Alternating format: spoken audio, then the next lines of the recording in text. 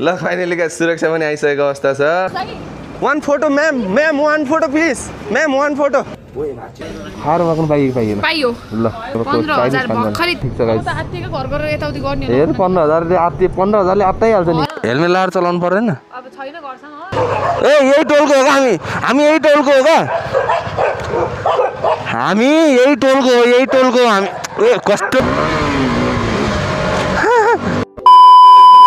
so alright good morning guys the new day with new blog so आकाश हेर्न सक्नुहुन्छ यस्तो खुल्ला त कहिले भएको थिएन होला सो आज चाहिँ हाम्रो फाइनली बाइक आइसकेको छ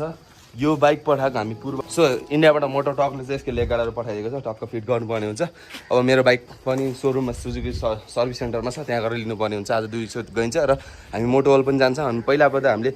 हरेक महिना हेलमेट गिभ अवे गर्ने प्लान गरेको थियो त्यो फेरि हामीले स्टार्टिङ गर्दैछौँ किनकि बिचमा अलिअलि ग्याप भएको थियो र त्यो भएको कारणले चाहिँ आज हामी फेरि मोटोवलमा गएर हेलमेट गिभ अवे हुन्छ तपाईँले इन्स्टाग्राममा फलो गर्नुपर्ने हुन्छ फेसबुक पेजमा फलो गर्नुपर्ने हुन्छ र त्यसपछि चाहिँ युट्युबमा चाहिँ सब्सक्राइब गर्नुपर्ने हुन्छ सुरक्षा र मेरो होइन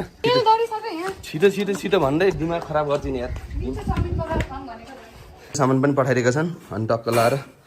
बिल बुक पनि आइसकेको छ यहाँ बिल पनि छ मैले यहाँ एडिट गरेर चाहिँ मलाई के ल्याउन पठाएर यहाँ काटेर हेर सेफ यस्तो मिठो खान हेर यस्तो मिठो चाहिँ खानिदिने यार ओ माई गड मासु पनि पखाल्नु पर्ने यो पखाल्यो ल ठिक छ अब म चाहिँ यहाँ टक्क लाएर हल्का ढाकढुक पारामा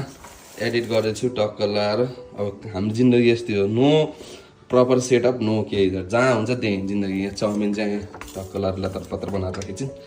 सो त्यही नै हो गाइस अब यो खाएर चाहिँ हामी हेलमेट गिभअवेको लागि मोटोवल जान्छ फाइनली हाम्रो खाजा यस्तो भइसकेको छ अब खाजा खाएर निस्किनु पर्ने हुन्छ कहाँ निस्किनु बेबी गिभअवे गर्न होइन